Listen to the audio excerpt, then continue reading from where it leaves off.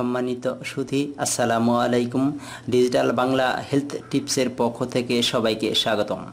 আজকে আমরা জানব বাংলাদেশে একটি অত্যন্ত সুপরিচিত এবং প্রচলিত, বাংলাদেশের সব অঞ্চলেই একবারে অবহেলিত একটি ভেষজ উদ্ভিদ সম্পর্কে, যা আমরা বাংলাদেশের সব অঞ্চলেই সচরাচর দেখতে পাই এবং এটি খুবই অবহেলিত হলেও এর গুণাগুণের দিক থেকে খুবই গুরুত্বপূর্ণ ওষুধি কাজ করে। তো চলুন জেনে নেওয়া যাক কি।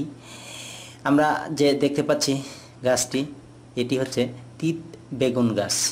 তিত বেগুন গাছ সাধারণত 1 থেকে 2 মিটার উঁচু হয়। ছোট ছোট কাঁটাযুক্ত একটি উদ্ভিদ। ফুল হালকা বেগুনি ও হালকা হলুদ রং। ফল গোলাকৃতি। এটা বেগুনের মতোই দেখতে, সাধারণত কাঁচা অবস্থায়, পাকলে হলুদ রং ধারণ করে।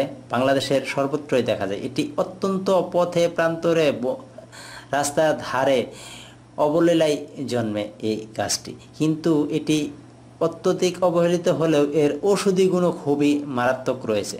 আমরা জানব কি কি ঔষধি গুণ রয়েছে এবং এটি কি কি ব্যবহার করা যায় ঔষধি গুণ হিসেবে। মূল, এটার মূলও ব্যবহার করা যায়, বীজও ব্যবহার করা যায়, পাতা ফল সবই ঔষধি গুণ হিসেবে কাজ করে। কৃমির জন্য এই তিত বেগুন খুবই সুফলদায়ক একটি ভেষজ উদ্ভিদ। হজমকারকও এটা খুবই ভালো কাজ করে। যাদের হাঁপানি, শ্বাসকষ্ট, অ্যাজমার সমস্যা রয়েছে তাদের জন্য খুবই ভালো। সর্দি ইত্যাদি কাজে খুবই ভালো কাজ করে। যৌন উত্তেজক হিসেবেও খুবই ভালো কাজ করে। যাদের যৌন সমস্যা রয়েছে তারা ওই গাছটি ব্যবহার করতে পারেন। এটা কীভাবে ব্যবহার করবেন?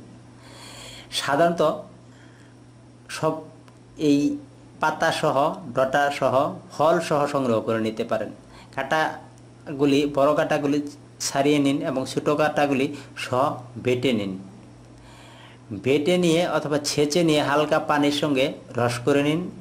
রস করে সবচাইতে ভালো কাজ করবে যদি এটি রস করে ছেঁচে প্রতিদিন 2 চা চামচ খেতে পারেন সকালে এবং রাতে 2 চা চামচ খেতে পারেন। এভাবে 1 সপ্তাহ থেকে 10 দিন খেলে আমি যে রোগগুলির কথা বললাম সবগুলির জন্যই খুবই ভালো ফল পাওয়া যায়।